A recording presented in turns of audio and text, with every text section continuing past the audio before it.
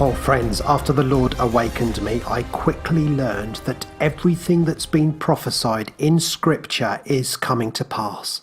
The Antichrist will control the world. This person will be the face of the new world order, the face of globalism. Yes, friends, this is what is behind globalism today. It's what's behind the UN and the EU, a desire to take control of the world under one authoritarian rule, and it's all described in detail in our Bibles. A one world religion too, as prophesied in Scripture, working in tandem with the global power structure, that group of global elitists. Yes, friends, it's all in the Bible. Can you believe it? A world leader working with a religious power. It's all there in the Holy Scriptures. God breathed. He's warned us, friends. He has warned us. And what do we have today?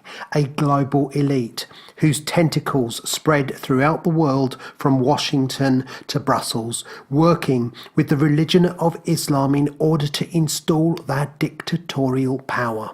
Friends, they are using Islam to topple Europe right now. They used Islam on 9/11 to advance that agenda. And ISIS, much like Al-Qaeda, was made in the USA, an instrument of terror designed to divide and conquer the oil-rich Middle East. And that's what they're doing right now, friends. The wheels have been set in motion. Retired four-star General Wesley Clark said that just after 9/11, he was at the Pentagon, and one of the generals told him that they'd made the decision to go to war with Iraq despite there being no evidence to link them to 9/11 or Al-Qaeda. Later, that general showed him a memo that explained how the US was going to take out 7 countries in 5 years, starting with Iraq, Syria, Lebanon, Libya, Somalia, Sudan, and then Iran. It's happening now, friends, and judging by the rhetoric, Iran may be next on the list. But for many, friends, the notion that these wars are wholly unjustified or that 9/11 was a manufactured event is impossible to entertain. They're immediately argued away as conspiracy theories, and this in turn is reinforced by the controlled mainstream media's narrative. The idea that criminal factions of the US government could have had a part to play in 9/11 is unthinkable to them. Many don't even believe there are factions within the US government, or any Western government for that matter, but this is naive to say the least. The facts are there is a shadow government, basically secret intelligence agencies that have so much power that they act without the knowledge of Congress. The other reason people can't believe 9/11 was anything other than the official story is that they just can't accept that people could be so evil. But again, friends, this is naive. And when you begin to dig, it becomes quickly plausible when you see what some of these globalists get up to behind closed doors. And we only have to look no further than Bohemian Grove to cite just one example to see that very unsavoury things have gone on down in the redwood forests of San Francisco, including a bizarre annual event called the Cremation of Care that sees a dummy, of all things, a dummy body carried on a small boat across a lake by a hooded Grim Reaper-like figure towards a giant stone owl. Friends, you couldn't make this stuff up. The program cover for 1 year even had a picture of a baby being sacrificed in a fire. Along the lake edge, Christian crosses are lined up that burst into flame. Friends, this stuff is pure evil, and the globalists have been entertaining themselves with this charade for years. But it shouldn't surprise us that the globalists are working with Islam. Both are Antichrist, and so both work well together. The philosophy behind globalism is a communistic Marxist system that at its heart is anti-God and anti-Christ. It is atheistic, as was the Soviet Union.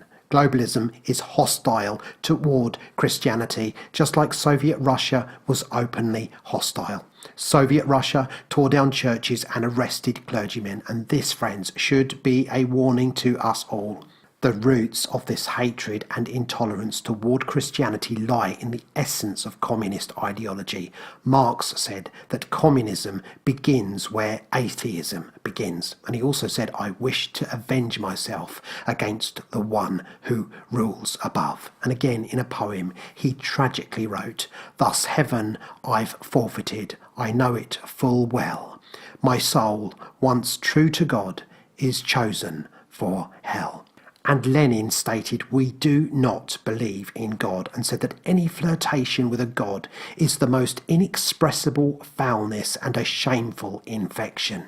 George Soros, one of the masterminds behind the push towards this modern-day communist Marxist globalism, is on the record for saying that he does not believe that God exists. And this, my friends, is why evolution is being taught as fact rather than theory. It is another weapon being used in an attempt to supplant God, remove God out of society, uproot Judeo-Christian values, and help pave the way for globalism, the Antichrist system. The Bible is detailed. It's like reading the daily news. The surveillance society springing up all around us, much of which has been installed because of this phantom war on terror, is leading to the mark of the beast as prophesied by the Apostle John. Revelation 13:17, "And the second beast required all people, small and great, rich and poor, free and slave, to receive a mark on their right hand or on their forehead, so that no one could buy or sell unless he had the mark, the name of the beast, or the number of its name." Here is a call for wisdom. Let the one who has insight calculate the number of the beast, for it is the number of a man, and that number is 666. Yet again, friends, the Bible has prophesied this. The cashless society is the beginning of the mark of the beast. Once cash has been eliminated, it will be economic tyranny for the people of the world. The banks, controlled by the globalists, will finally have the people enslaved and in the palm of their hands.